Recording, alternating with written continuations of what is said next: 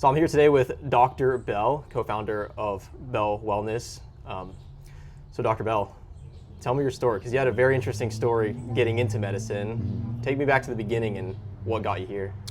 Well, the short version of a very long story is that I had a degree in biology and turned around and went to pharmacy school with the idea that after undergraduate I was going to do a year in pharmacy school and reapply to both to medical school, which I had gotten into both pharmacy school and medical school out of undergraduate.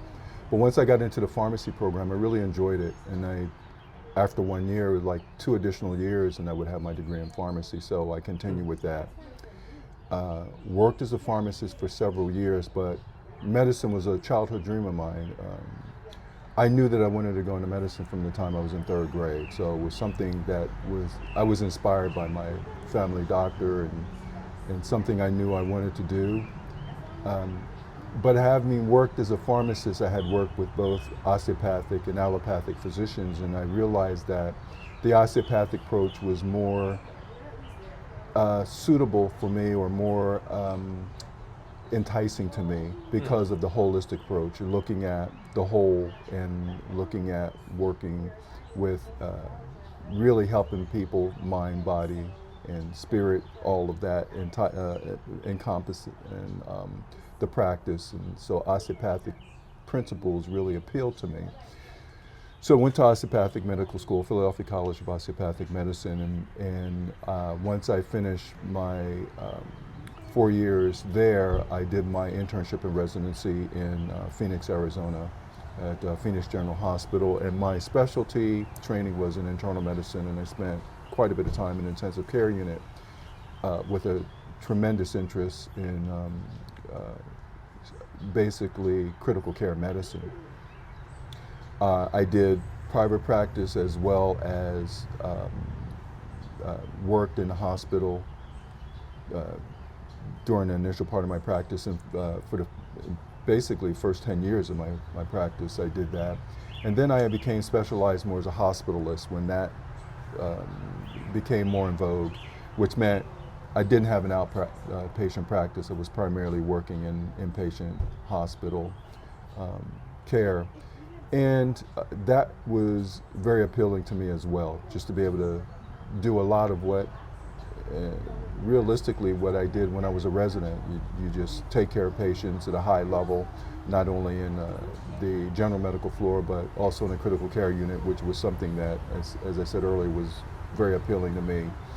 It's something I think was more of a calling for me. And so with the internal medicine aspect and the critical care aspect, I also had an interest in what was evolving as far as medical informatics, or use of computers, or getting away from just the use of paper and documentation, and looking at using computers and informatics as a way of documenting and monitoring and taking care of patients.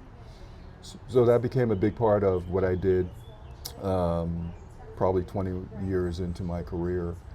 And I did that for several years, ultimately transitioning to HCA, Hospital Corporation America, which got me from Phoenix to Nashville. That's how I ended up in Tennessee. Oh. And so I did a lot of electronic medical record transformation. Mainly I was down in Florida, I worked in Salt Lake City, it was in Texas, it was up in Anchorage, Alaska. You know, it was a lot of facilities that I actually went to help with. There was some major electronic medical record systems that I was working with, 2 versions of Meditech, Epic, Cerner. So there was some very large systems, or electronic health record systems, that I was working with to help HCA make that transition on both ambulatory but primarily inpatient systems. What prompted me to make the transition to doing more focused one-on-one or direct patient care once again really was an introduction to stem cells. And I was looking at a program that allowed me to get into doing some stem cell research, and that was right prior to the pandemic. And then once the pandemic hit, my interest in getting into my private practice at that point was basically initiated because of misinformation, disinformation, lack of access to healthcare. So I realized that I could either keep doing as I was doing, which was somewhat ignoring my community, or get back into doing the healthcare things that I was capable of doing and serve my community. So that's where Bell Wellness Care came about. And my wife, Tammy, she had gotten her certification as a health coach and gut coach. She's also holistic yoga and wall yoga certified. And we started looking at how can we do something different for individuals that we would be working with, what would make a difference in the management of their health, the management of their life in general. So that was the inspiration for us to co-found and create Bell Wellness Care. What were some of the big problems that you saw with traditional healthcare that made you take another look at it and decide on a different route? A lot of that really began from the days when I was a pharmacist, and one of the biggest parts of it was polypharmacy. Basically translates, you have individuals on just multiple medications. They may start out with one medication to treat a condition that's going on. Something develops as, let's say, as a side effect or an adverse effect from that, so you add another medication, and before you know it, you're on 4 or 5, in some cases 10 to 12 different medications that was started by one medication treating a certain condition. To me, I thought there was a way that could be overcome, and I was mindful of that, certainly as a pharmacist, but also throughout my time as my internship and residency, and certainly once I got into private practice, that was a concern.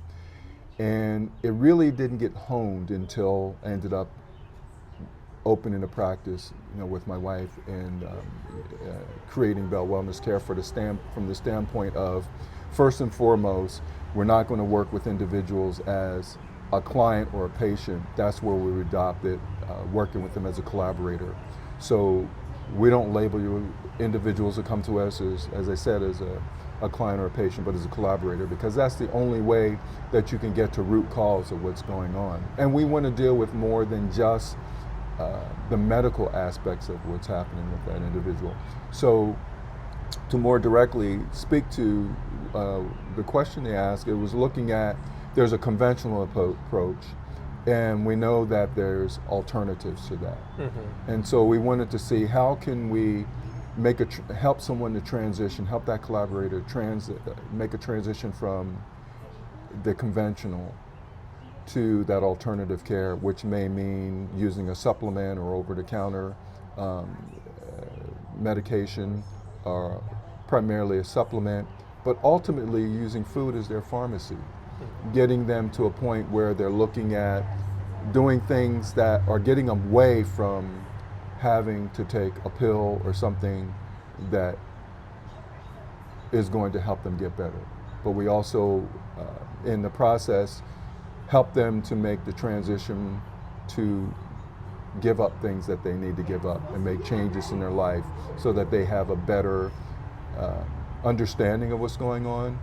And to that point, no one knows their body. No one knows their body better than that individual. So we help them to translate what's going on, and not to label them with a condition or a diagnosis, but to look at the constellation of things that are going on that we can improve upon. Right, and you use a very interesting term there, collaborator. How come we call them collaborators and not patients or clients? What's the distinction for you? The distinction is, a lot of the individuals who come to see us, whether it's individual or family members who come to see us, they have something that's going on. They're not satisfied with some aspect of their health care or something that's going on in their life. And so the only way that we're going to understand what's going on with them, once again, no one knows their body better than them. They can express what's going on to us, and we have to collaborate to figure out what's going on. That means there has to be a conversation. There has to be this discourse that goes on. So we share this information. It may be as an individual, you've seen something online, or you read something, or you've seen a podcast. The source is not per se is not the important part of it. It is something that has triggered this thought of what else can I do? What else is there available to me? And that's where the collaboration becomes a big part of it. Because when one gives us that information, we do the research, and we look at, well, this is good information, or there's another source, or there's something you do, or this doesn't work, this won't work for you because of something else that's going on. But we look at putting all that together. So it in its very basic sense, it is a collaboration. Right. So it's like work on both ends, like they have to take accountability as well. Absolutely. Right. Absolutely. And that's a big part of it. It is the accountability, because where that individual could give us information, we can outline things that they need to do, but we don't do it. Mm-hmm. They have to do it. Right. We align, and our visits are very different. We don't have what I would call short visits, the conventional visits. Our initial visit is anywhere from 2.5 to 4 hours, and we've had visits that's gone longer than that. And when we first tell our collaborators that we're going to send them pre-visit questionnaires, things that will help us to start getting to know them, we also let them know that first visit is going to be 2.5 to 4 hours, and it's sometimes kind of quizzical look on their face when they come in, well, why is it going to take that long? Mm-hmm. But once we get into the visit, they understand why it's going to take that long. Right, because there's a lot of things in health. A lot of things. What are some of the big mistakes that you may see people be making with their health? I think the biggest, I would say, I would not call it a mistake. Mm. What I would say is a misunderstanding of what they can do, because there's so many options, especially with, you can look things up, online, and there's so many things that don't pertain to that individual, or they'll hear something from someone, and so they'll be experimenting with something.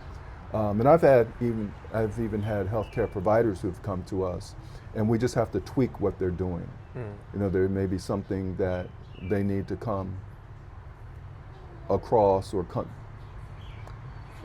something that they have to give up. Yeah. And so a big part of that is looking at why am I not getting the outcome that I want? I'll give you an example, and this is not a knock on anyone who drinks alcohol, but you can do something all week and eat very cleanly all week, and then on the weekend, you want to go out, you want to socialize, and you want to have alcohol. Well, there's some basic things that your body does, and specifically the liver does, to help detox and break down foodstuffs and liquids and things that you put in your body. Well, alcohol will interfere with that. So you essentially may be undoing something that you have been working on and doing all week.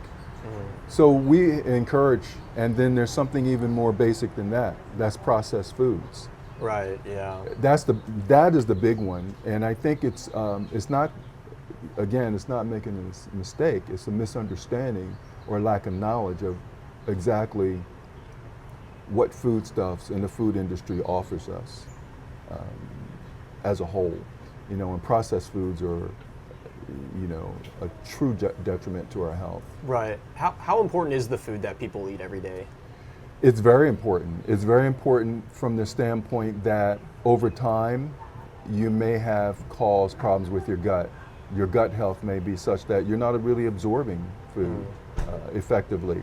So you may be eating, quote unquote, the right things, but your body's not absorbing it. So it really doesn't make a difference if you're eating those things. From the standpoint you're not absorbing them. So gut health is huge. That's huge. And so looking at getting away from processed foods. Another big one is staying hydrated. Those are things that are very basic that you can do to get yourself on a path that you'll be in a healthier condition, a healthier state. Right, and there's a lot of information about different diets out there and different types of foods that you should eat and avoid. You know, there's vegetarianism, there's carnivore diets now. How are people supposed to know what diet or what they should be eating every day? Well, one of the things we do, we find that 2 basic tests really help us do that. Now, most people are aware of the basic blood tests, and you can look at blood counts and lipid levels and what your sugar levels are. Basic tests you can look at. I refer to it as a snapshot. Take blood, we look at it. It's a snapshot of where you are at this particular point in time. The other test that we've gotten very familiar with and we utilize and recommend a lot is the OAT test. That's the acronym for organic acid test. That's a urine test, and it gives us about 77 different parameters. It tells us about gut health. Do you have too much yeast or fungi in your system? Are your bacterial levels off? How are your neurotransmitters being generated? Because a lot of the neurotransmitters, those chemicals that are created in the gut and have an effect on the brain, that may be off. We look at how you're assimilating vitamins. We'll look at how your body is utilizing amino acids, which are the building blocks for protein and muscle, and help feed the mitochondria, which are the power cells in your body. So we look at all of that, and even though we can do similar tests for anyone and everyone who comes to us, what that test tells us is very individualized. Those results help us to help that individual. Is a carnivore diet or is veganism, or what do they need plant-based? Do they need to add certain things into their diet, or do they need a probiotic? Do they need other supplements to make that transition, as I said, to ultimately food being their pharmacy? So looking at that snapshot and then the video clip, which is the OAT test, putting those together helps us to get a better picture of what's going on for that individual, so we can figure out what they need to do. So it sounds like there's basic things you should be avoiding, like processed foods and foods that are obviously detrimental for your health. But then the individualized diet, it depends on each person. It's very Absolutely, individualized. absolutely. And so we land a lot on plant-based diets. We get questions about that, but we feel that plant-based diets, whether it's looking at using a plant-based supplement or a plant-based smoothie as a source for starting your day, we look at that because of the absorption. It helps the absorption. It's going to help with your body utilizing certain ingredients like the amino acids and the vitamins that may be in that supplement or that smoothie to get your day and have your body reacting to that to the point where it's creating the fuel that you need to get through your day, to at least start your day, and for your body to respond and utilize it in a way that you're getting benefits from it. What's your thoughts on organic versus non-organic food? I'm definitely a proponent of organic foods. However, organic can be a real misnomer. Anything that's coming from a living source is organic, technically, just by looking at basic biological terms. But what we look at is with foodstuffs, we want to make sure that when we talk about organic, we want non-genetically modified. We want to make sure that there's no pesticides. We want to make sure that the sourcing is good, that if it's grown in the earth, that it's good soil. If it comes from the earth, then definitely can utilize it. If it's something that's processed, then you need to avoid it. And reading labels becomes a big part of it. If you look at a label of a food product and it has a lot of things in it you can't pronounce, then you probably need not put it in your body. And that's why we also recommend looking at shopping on the perimeter of the stores. Now, it's really interesting over the past few years, and individuals are getting more attuned to this, that there's a little sticker on foods, especially vegetables and fruits, and it has what is a PLU number, PLU, is the acronym, the PLU. And if that number begins with a 9, it means it's organic, non-GMO, and that it's been basically, there's no pesticides, and that's what you should be looking at. That first number should be a 9, and then there's 4 digits after that. You'll see, in comparison, you'll see a lot of fruits, vegetables that start with a 4. And they'll look pristine and nice and shiny, and that means, you know, they're most likely genetically modified, and that there's pesticides have been used. They have not been grown in a really organic or good soil. Those are, but they're cheaper, and those are things that you can start looking at. You know, that's an important part of getting something healthy. Now, there's a price to pay, and what I mean by that is you can do that cheaper or less expensive, which is quite an issue in this day and age, less expensive, but it may not be serving you from a health standpoint, as opposed to getting those foodstuffs that may be a little more expensive, but serve you from the standpoint you're going to absorb them, you're going to get the nutritional value of it, and you're not going to be harming yourself by something that's been coated with pesticides.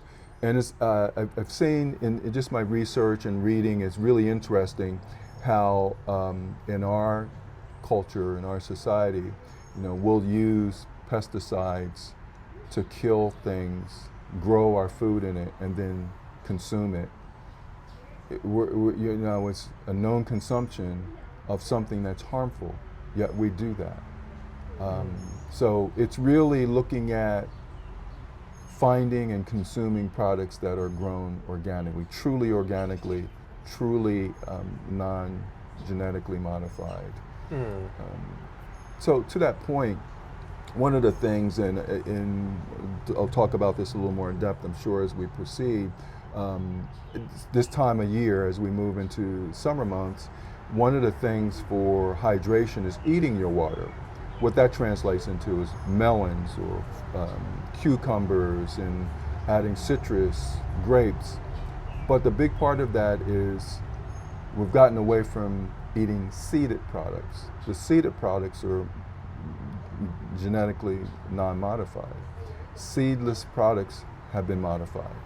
That in and of itself, and it seems like there's some kind of advantage or something more appealing about not having seeds, but that right there tells you that fruit has been modified if there's no seeds. Yeah, because fruits naturally produce seeds. Exactly. And if it's not producing seeds, they tinker with it a little bit. Exactly. So you talked about eating your water, and this is something I've started learning about recently, but apparently there's like a 4th stage of water. Have you heard of that? Like the easy water? Well, I'm not quite sure what specifically what you're asking. However, the state of water, when we think of it, we think of this, you know, this liquid flowing type entity. But once it gets in our system, it really serves more as a gel, a lubricant, an antioxidant in our body, and it also helps to fuel something that is very important in our body, which is fascia. Now, you picture fascia, if you picture a mummy, all the wrappings, that's fascia. It coats or wraps nerves, muscles, a lot of bones. So that fascia is a very important part of our body. But what flows through fascia is really comes through our hydration, and that gel is hyaluronic acid.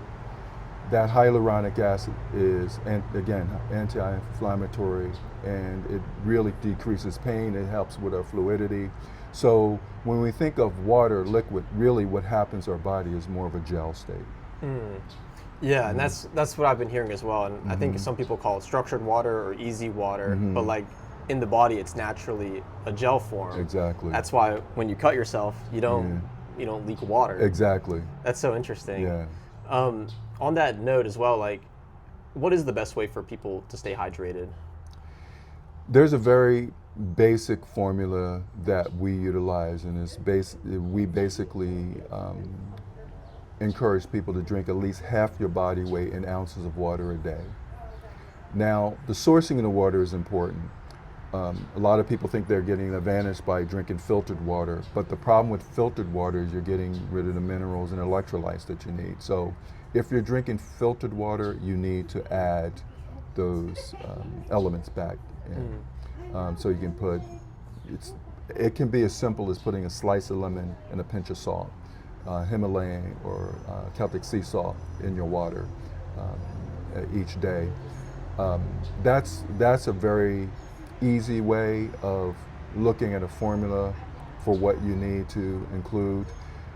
The other aspect about water is there's a lot of bottled waters out there. And one of the big issues that we have worldwide is plastics and microplastics. And it's pretty much been discussed, it goes beyond being discussed, pretty much has been verified that almost every person on this earth has microplastics in their system from some sourcing. So bottled waters, we really look at what we recommend is glass. Make sure your water's in glass. The sourcing is in glass. And then if you're going to carry around a container or canteen, make sure it's stainless steel or glass, so that you're not getting those microplastics leached in. If you're doing the plastic bottles, never reuse them. Some people refill them and try to stretch what they're getting out of the use of that bottle.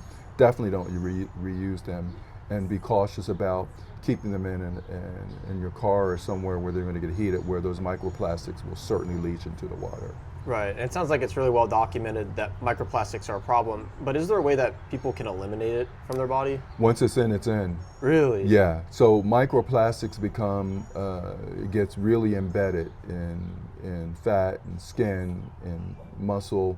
Once it's in your system, it's not something that you can just detox from and eliminate. Oh, wow. It's pretty much, once it's in your system, it's in your system. What's your thoughts of like a sauna, for example, like sweating stuff out?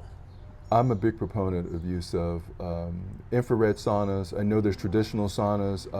My thought is really looking at infrared saunas where you can work up a sweat. You're looking at anywhere from 15 minutes to 20 minutes. Generally, I don't go beyond 30 or 35 minutes. It's a lower heat, deeper penetration. You can do different light therapy with it.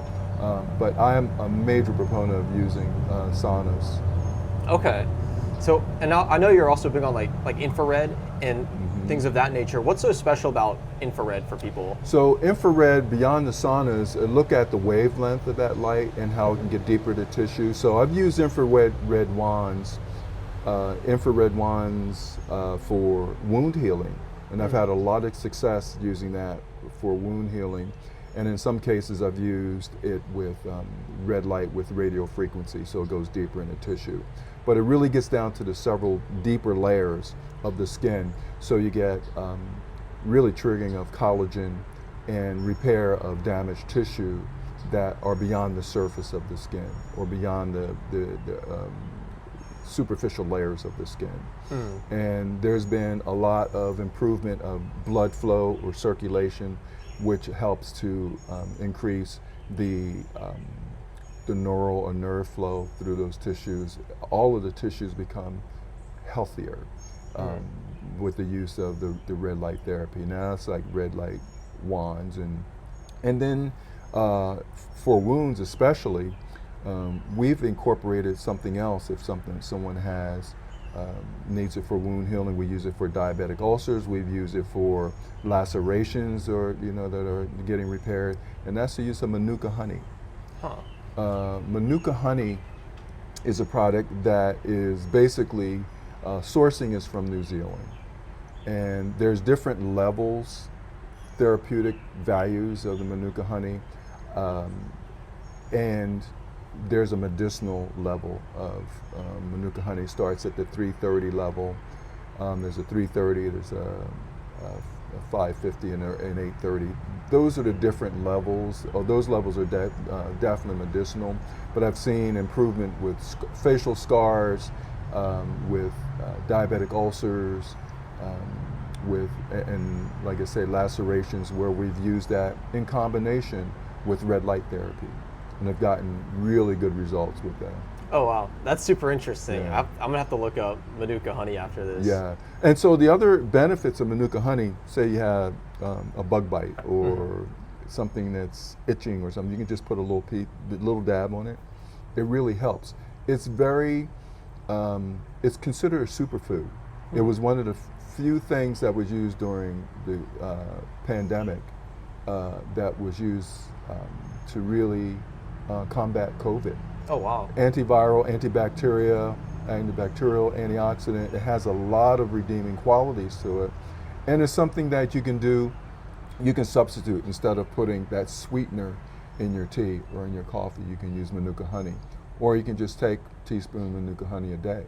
Oh. And where it really helps, again, like I said, it qualifies as a superfood. So there's major benefits from it. Now along those lines, for local use, using local raw honey is good for especially people who have allergies. One thing I recommend, if you're prone to allergies, if you're traveling, wherever you go, if you start the beginning of your vacation or your journey in an environment outside of your normal environment, get yourself some local raw honey, because that will help your body to start combating some of the allergens that you may end up being having a reaction to, the sneezing, hay fever type of reactions to. So we're a big proponent of use of local raw honey and Manuka honey. Oh wow, that's like a life hack right there. Well, it really is. It really is, and there's so many uses for it. Right. And onto nutrition. So I do a lot of mobile IV therapy, and I'm just curious, what's your thoughts on IV therapy? That's something else that we incorporate in our practice, which, as you know, is part of how we met, you know, with our connection. But I feel that just from the basis of hydration, some folks will need, individuals will need just to be hydrated, depending on your climate. Now, it was very interestingly, when I was going through my internship and residency, I started noticing something when I was in Phoenix. Almost everyone that came in, I could put as a diagnosis dehydration. Because their numbers, when we did that basic lab, that snapshot I was talking about earlier, a blood test, it would show that they were mildly dehydrated. But that's not uncommon in a climate like Phoenix, where it's very hot and it's very dry. So the insensible water loss, and what that means is that you're not sweating, but the water, your pores open and you're losing fluid through your skin, which is a semi-permeable membrane. You pour water on your skin, it doesn't go in. But you sweat, you know, there's fluid that comes out. But those pores are open, you can also lose, to a dry climate, you're losing some of that fluid to that low humidity air. So to that point, really it goes back to being hydrated and maintaining your hydration status in that environment. How damaging is it to like be in a constant state of dehydration? So I'm going to go to something that's a very basic principle of what we look at in our practice, and that is being in a constant state of dehydration may cause some dis-ease. You know, you may feel uncomfortable for whatever reason, dry skin, dry mouth, you know, not urinating as much as you normally do. There's things that are cause dis-ease. Over a period of time, when you have that dis-ease, it becomes a disease. Okay, so what that means is if you are not hydrating and your kidney function gets so offline, is that it can cause kidney failure. a mild version of kidney failure, not anything that may be permanent, but something that you need to address because your kidney function has been altered, it has been diminished based on the fact that the fluid is not getting to your kidneys to be filtered in an appropriate way. And so over a period of time of just having that lack of hydration and what it does to your kidneys can cause a basic inflammatory process. And inflammation is the basis of almost every disease process. To some degree, the inflammation plays a role in, like I said, almost any disease process that over time can get worsened. How do you manage inflammation? So there's antioxidants are good, so diet, staying hydrated, and then there's some foods and especially foods and some supplements that are anti-inflammatory, things like turmeric, things like adding pepper to your food. Pepper helps you to digest and incorporate foods better, so you start getting that antioxidant effect. Berries, dark berries, blueberries, blackberries, raspberries, basically help with the antioxidant effect and anti-inflammatory effect to help you basically stave off something that will basically transform into something more, could be worse. Okay. And on like nutrition and stuff, do you see a lot of people like being malnutrition, like they don't have enough nutrients or nutrient deficiencies? Is that a big thing that you're seeing? It's a big thing from the standpoint of gut health, because you can be eating the right things, but if you're not absorbing it, it's like you're not getting the right things. So gut health makes a big difference. So there again, it goes back to the hydration, staying away from processed foods, even the timing of what you eat, and in some cases you may need to detox. And make a clarification that there's a difference between detox and just a cleanse. When you think of a cleanse, you think if you're going to have some type of study or some type of procedure done. You know, you'll use a cleanse to evacuate your bowels or whatever to make sure that they can see what they need to see, like if it's a colonoscopy or some type of procedure. That's different than a detox. A detox is something that usually takes several days, 7 days, 10 days, or longer. And a detox is different than what I'll talk a little bit more about next is basically fasting. So with a detox, you are taking certain foodstuffs, and there's different products that you can use that you're getting nutrients, but it's helping your liver and kidneys to get rid of toxins. It's helping your body to get rid of toxins. What's important about allowing your liver and kidneys to detox goes back to something I mentioned earlier. A lot of toxins will build up in your system. They'll be in your skin, they'll be in fat, they'll be in the blood vessels. And so what you need to do with the detox is allow those things to leach out of those tissues, be filtered through the liver and the kidneys, and excreted in your urine and your stool. So that's a big part of what you can do to help your liver and kidneys to function properly. How do you know if someone's like toxic? Is it something people will notice, or is it like when it builds up too much, it's too late or something? Hopefully you don't have it built up so much that it's really noticeable. But in some cases, outcomes, you know you've been eating a certain way and doing certain things, and you've changed your diet, and you're not getting the outcome that you really want. You're not losing weight, or your energy is still low. You're having difficulty sleeping. There's a lot of things that are going on that are not quite what you want to get out of what you're trying to do.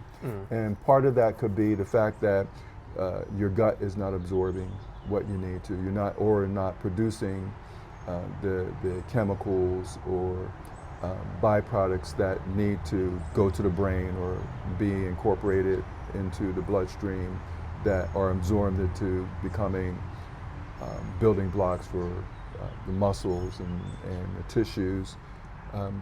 So a lot of times you're not getting a specific outcome that you want, and it's very frustrating. So that's where what we see with a lot of our collaborators, you just need to tweak things. You need to make some changes, and that's where it also comes in. We have a question from the very first visit: what are you willing to give up? Because in most cases, if you're not accomplishing what you want to accomplish, then it's something that you need to give up.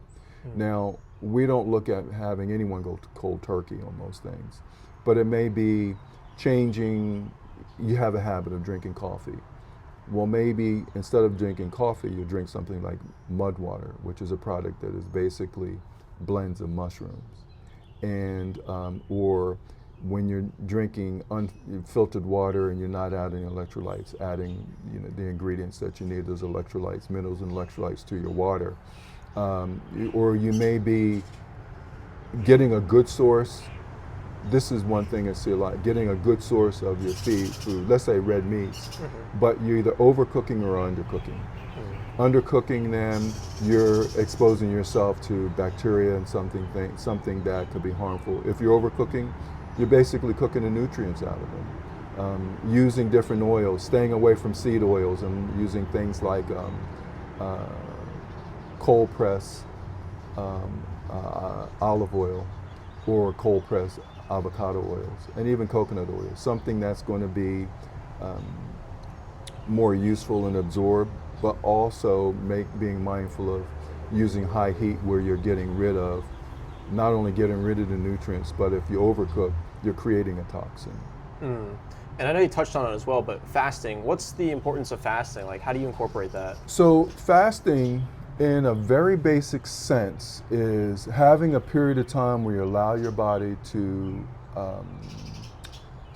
digest things that you put in your body, to be broken down and assimilated, taken in and do the things that they need to do, feed the mitochondria, be converted to the foodstuffs that are going to give you energy and also to help your body build and be healthy.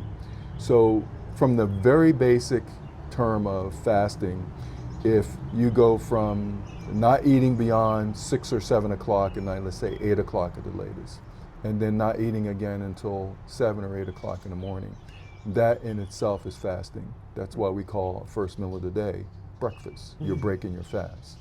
But then beyond that, you'll have different fast, and this is something that's very individualized and something you have to look at. It's not something I would say recommend you just go and do a 10-day fast or a 21-day fast, or even a several-day fast. But for some people, they'll go through a fast and then several days where they'll definitely stay hydrated, but they're not eating and they're allowing their body to get rid of these toxins. And so there's a beneficial component to fasting in that your body will then get rid of things that the toxins that it needs to get rid of. There's this misnomer also, if you miss a day's worth of eating, that you're going to starve. Well, it takes days, days to weeks before you're going to actually starve. Your body will break down and do what it needs to do. That's the other aspect of fasting that is an important part. Our bodies become accustomed to getting certain things. And let's say processed food or sugars. We're feeding ourselves sugars. We may have a high yeast level or fungi level in our body, and we crave things. We're craving because we have to feed that entity in our body that is not serving us.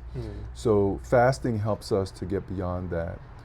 Fasting also, again, will allow our liver and our kidney to process things that we generally would hold on to. When you have individuals who are going to go on a diet and say, I'm just going to eat salad, that's all I'm going to do, and they're not losing weight, where your body goes into a mode of, well, you're not dieting, you're hibernating. So I'm going to hold on to what I have because you're not giving me what I want. So you have to get to a point where your body transitions and you start to detox, and you start feeding it what it needs as opposed to things that you may be craving because you have certain entities, preponderance of bacteria or yeast in your system, that you're craving certain foods, especially sweets. You see it a lot. Yeah, that's such an interesting point. And I know weight loss is a big thing nowadays, especially in America. A lot of people are overweight. How come people have so much trouble losing weight? Like, how do people lose weight? There's a lot of aspects of that. And the first one will tell you our foodstuffs has changed. Sourcing of foods has changed from the past 20, 30, 40 years. You know, something that you ate as a meal, you know, 20 years ago it's not the same product now. You can look at again, reading labels and the ingredients. It has a number of ingredients that really don't serve you. You may have guar gums or things. If you can't pronounce it, don't put it in your body. But so the sourcing becomes a big part of it, and we've gotten very sedentary. So you can look at weight loss products, and a lot of them will serve because they not to get too technical at this point, but they help to uncouple something in our body, a chemical reaction that causes us to hold on to fat. GLP-1s is a prime example of that. You know, you look at these products that help you lose weight. That's all well and good, but once you come off those products, then the bottom line is to prepare to come off those products, or even to prepare to change what's going on with you from a dietary standpoint to lose weight, is basically modify your diet and exercise. So you don't need another product to have your body do those things if you concentrate on modifying your diet and exercising, increasing your activity. We've become very sedentary, as I said earlier, and so we get tied to our phones, we get tied to being glued to a screen. We don't get out and exercise like we used to. Right. Yeah, people aren't moving around as much. People are sitting around. It's hard for people. GLP-1s have become very popular because it's something people can just do easily. But what's your thoughts on it? Is there a time and place for GLP-1s, or is it I think so. Yeah, Okay. I'm not. So from any of the conventional things, let's say conventional medicine has a place. If you have something from a traumatic standpoint, you know, using a supplement isn't going to get it. You know, you have to deal with it. So conventional medicine has a place and time, but you have to look at what is going to serve me as an individual, and being specific. And when I say that, asking the question: if you're told you need to change your diet and exercise, then ask what specifically does that mean? What does that translate into? Do I need to walk more? Can I ride a bike? Can I swim? You know, do I need to start playing pickleball? You know, you can look at things that are going to increase your activities that you're starting to do on a more ongoing basis, in a more routine basis, but also looking at not having all the carbohydrates that you're doing. Bread is a big one. Looking at fats that we add, you know, making sure that you're getting a good sourcing of not only the water and fruits, but your meats. And looking at good sourcing of looking at wild caught fish that's going to have the omega-3s and things that is going to help, going to be heart healthy, and things that will help you to absorb your foods better. These are all things that you can do to help you to accomplish what you want to accomplish without having that pill. Now, I talked about GLP-1s, but it extends far beyond that. Our society for many decades now has been, what can I take to get better, but not change what I'm doing? Okay, so it's like, so we've gotten to the point where we've utilized overuse of antibiotics, overuse of certain medications, or in some cases certain processes that we use and procedures. There's been an overuse of them because we want that quick fix without putting in the work. So there again, it comes down to, with us on the first visit, what are you willing to give up? You know, you want to change these things, you're not losing weight, yet you eat a loaf of bread, every week, and it's not a good sourcing of your bread. You're not looking at basically whole wheats or a good sourcing of sourdough bread, things that are, again, looking at the ingredients. You don't want wheat flour, you want whole wheat. You want things that are going to be, and this is very easy to research, to know what products are going to be good for you. But no one thing all the time is a good thing for you.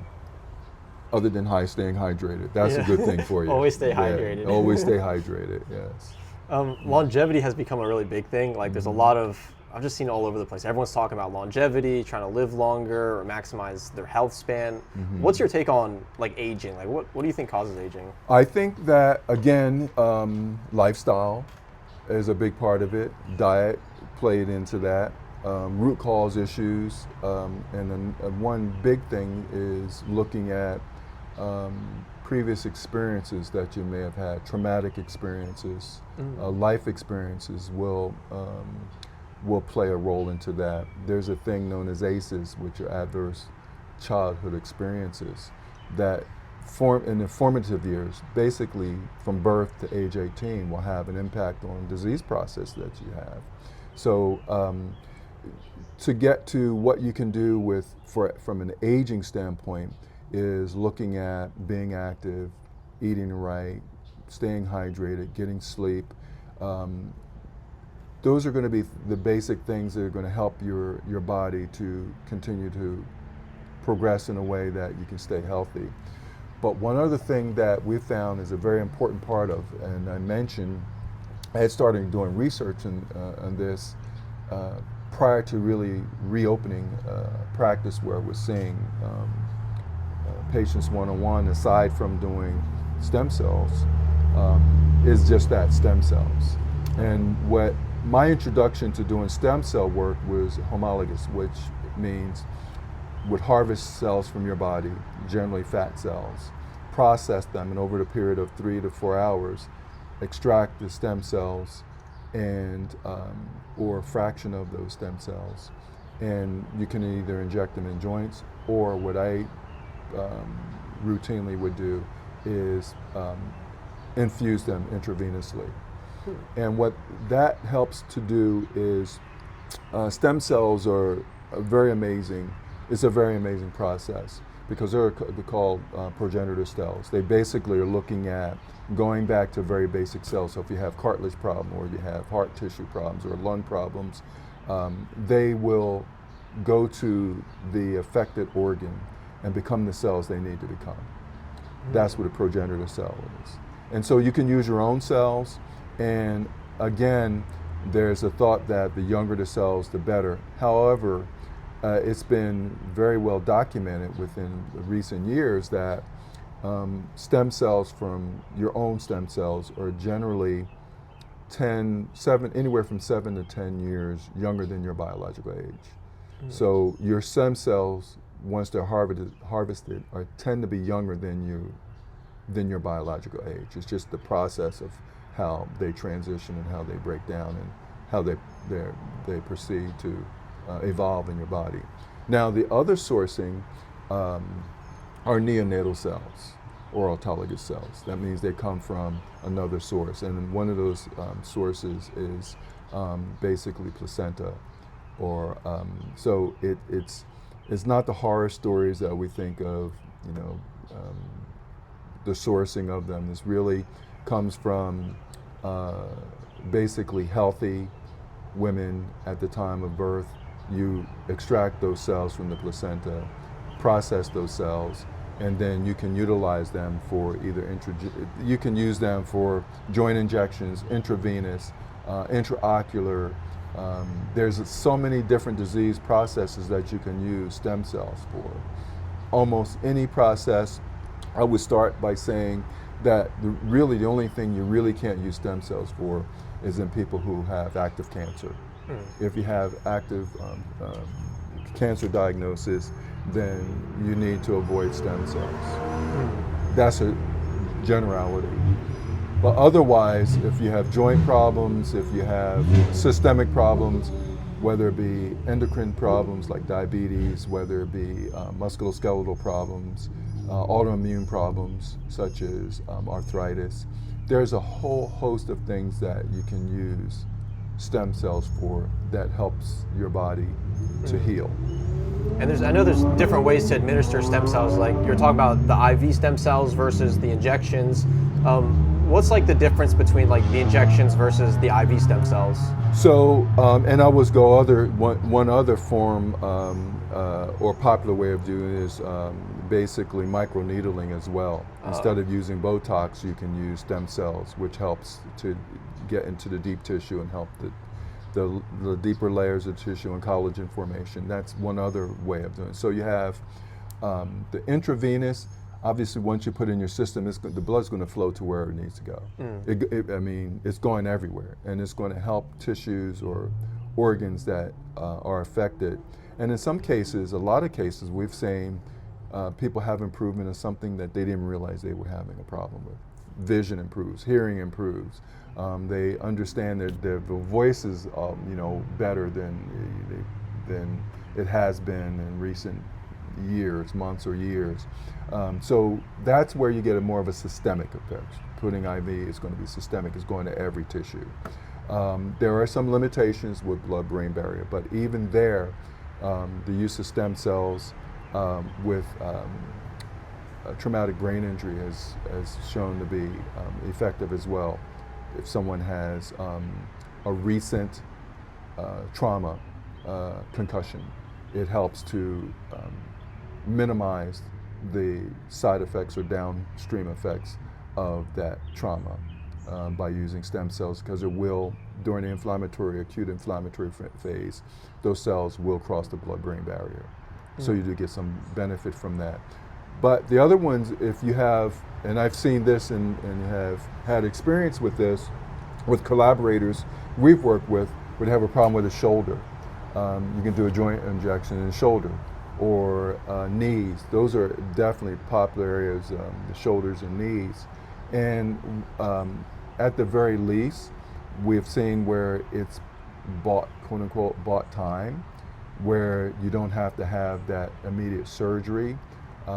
It's not as, can be definitely less harmful than getting steroid injections. And I say that because with steroid injections, a lot of times blood sugars will go up, and there'll be other effects that you'll get from those injections that are unintended consequences of when you're doing that, doing those other injections. And so a lot of times, again, by using stem cells, you may be buying time. You may be basically saying, okay, instead of me needing this impending need of a surgery, it may put it off a year, 2 years, or even longer.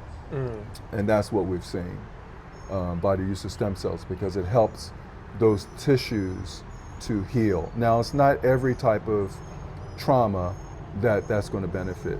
You're going to benefit from getting stem cells. So it is very specific as to when a person is truly a candidate for the use of stem cells. Okay, and it helps give them more time. And is it a way, could it help reverse like other issues going on? It can help reverse, it can help heal, it can help, that's where the restorative and regenerative aspects of stem cells comes in. That's the qualities of it. It's restorative and regenerative. What about like the timeline for it? Like if someone does a stem cell IV or an injection, like how long does it take for them to notice an improvement? It could be weeks to months. So it's like it's a process. It's a process. Some people will notice things like, some will be within weeks, they notice some differences. I've had situations where we've done stem cells and the individual may not notice it, but their partner will say, no, you're walking better, or you're speaking better, or your movement is better, or they'll end up they've been going through physical therapy, and all of a sudden their range of motion is better. So there are definitely not only subjective but objective findings that we see where there's improvement with the use of the stem cells. How often do you have to do it? Is it you just do it once and you're good, or do you have to repeat it?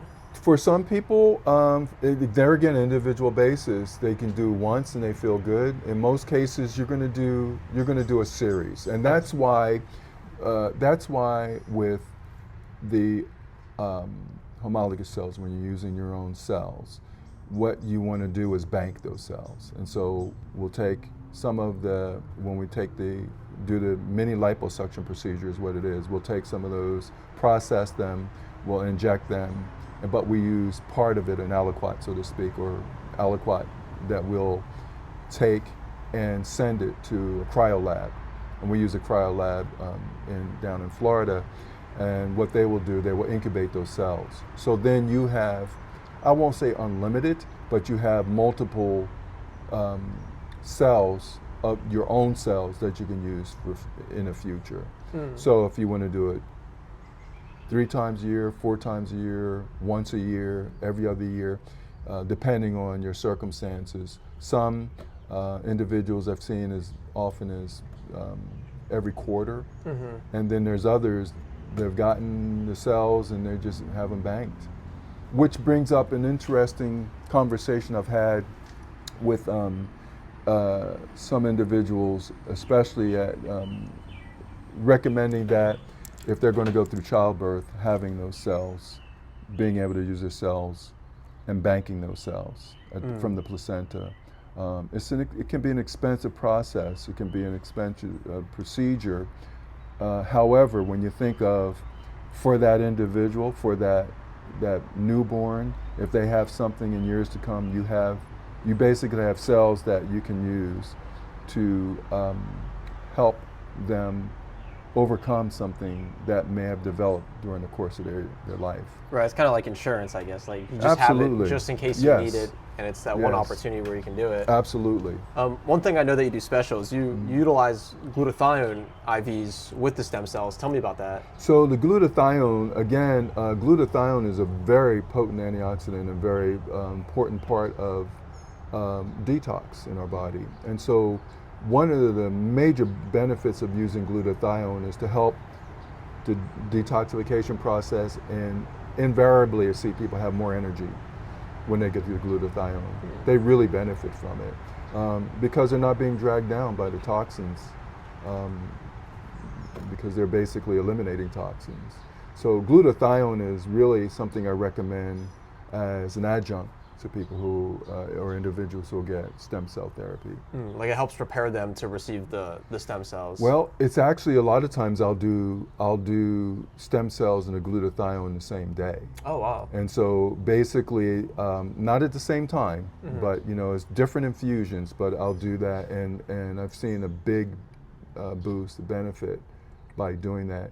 And the glutathione, it's not uncommon in the sports world for professional athletes to get glutathione injections on a weekly basis. You probably are familiar with that.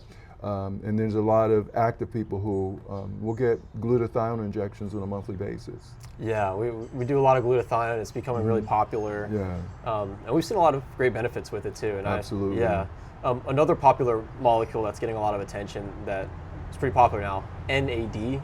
NAD. What do you think about NAD? NAD is, again, another important component in our body that helps us to detox, to basically, it's a building block of things that are help with the mitochondria, and the mitochondria being the energy cells in our body. So it really helps to boost that component of things. And so it's really beneficial from an energy standpoint.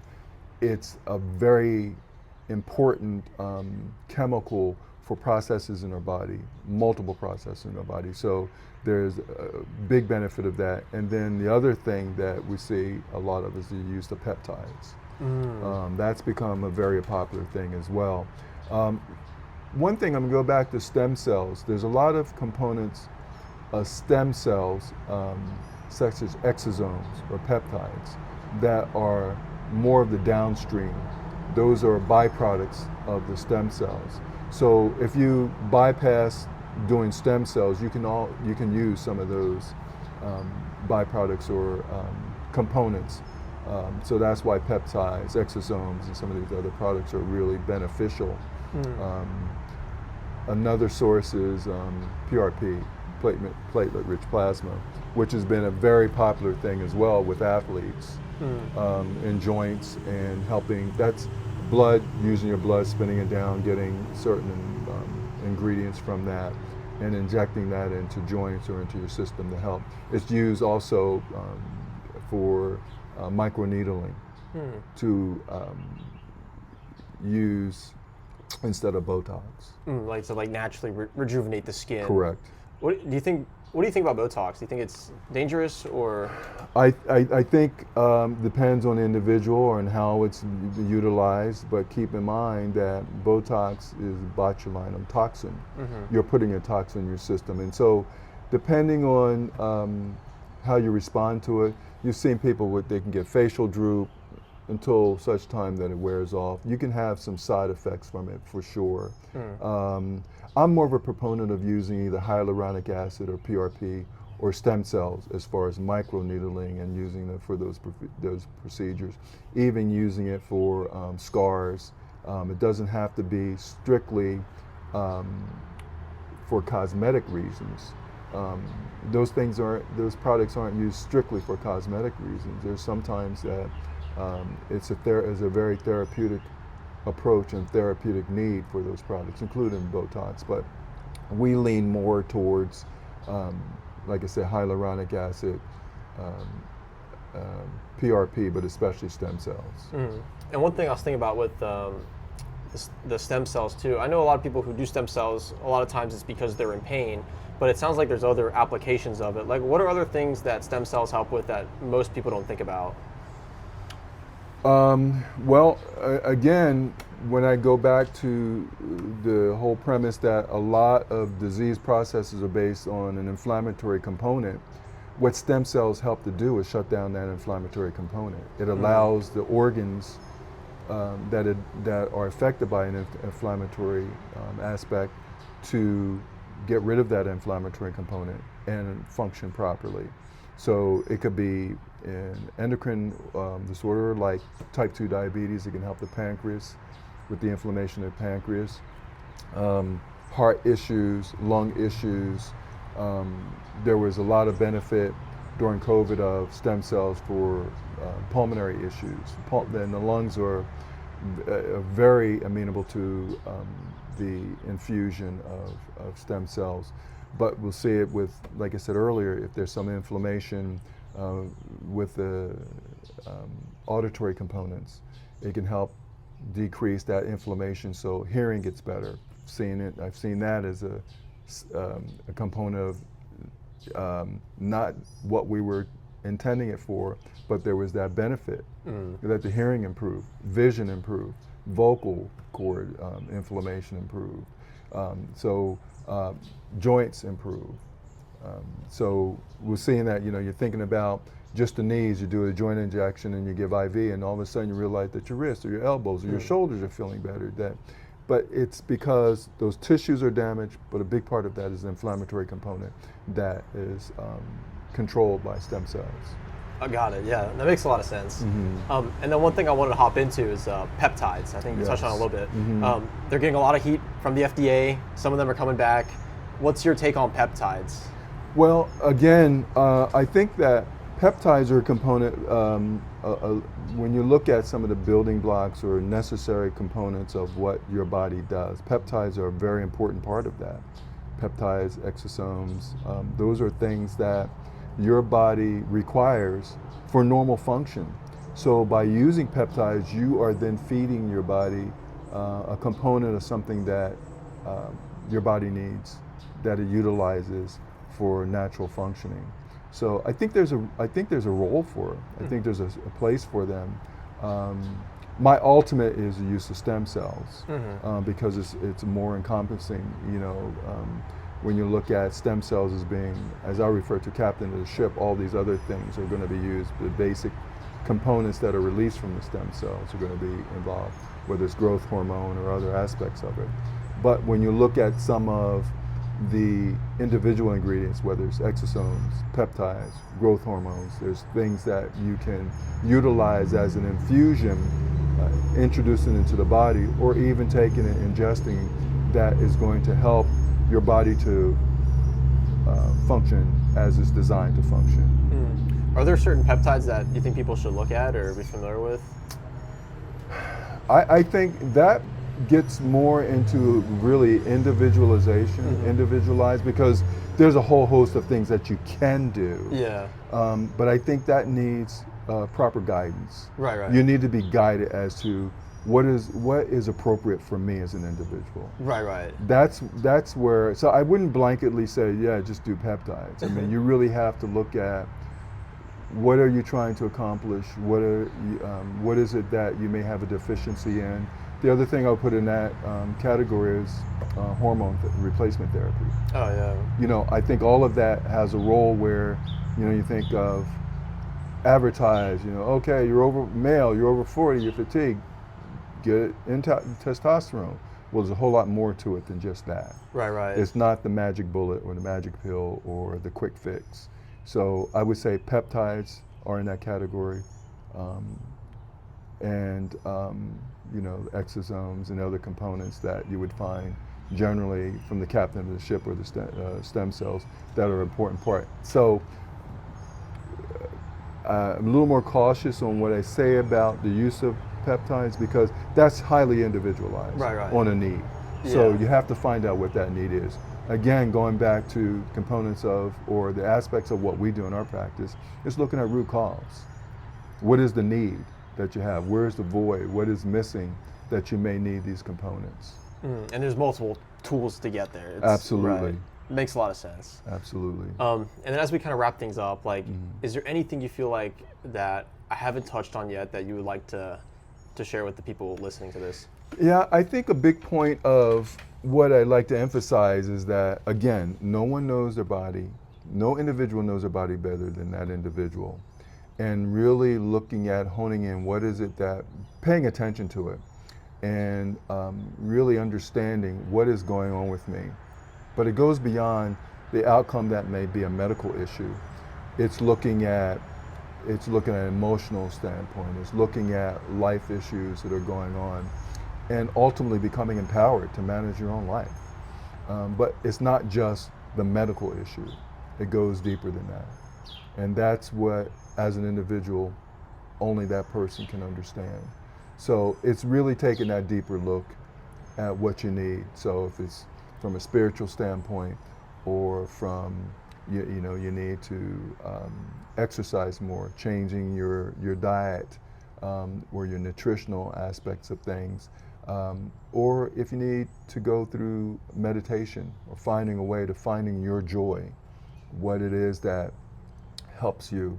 And there's so much more that I can go on about that, and I'm sure at some point in time we'll take a deeper dive in those things, more specifically what's going on in the brain when things are going on with you from a physical standpoint and a mental standpoint. But I would say really understanding who you are, what it is that's going on with you as an individual, being the true expert of your own body. That's how you become empowered in managing what's going on with your health. Wow, super powerful stuff. Dr. Bell, thank you so much for sharing all this with me. This is, I mean, it's really mind-opening. Like, you're helping people empower them to take control of their health again. Absolutely, and that again, that's the whole premise of why we did this practice, and it has evolved. It has evolved we're in year 6 doing this now, and it has evolved. Oh, wow. But I say year 6 of doing this, but this goes back to my days as a pharmacist, looking at components and what we can do as individuals for our health. Right, 100%. Yeah, we'll have to do this again. Absolutely. We'll have to continue the discussion and get more into it. There's so much more that I know you know about, and we have to dive into all of it. Absolutely. Well, sweet. All right, appreciate your time. Appreciate it. Thank you so much. All right.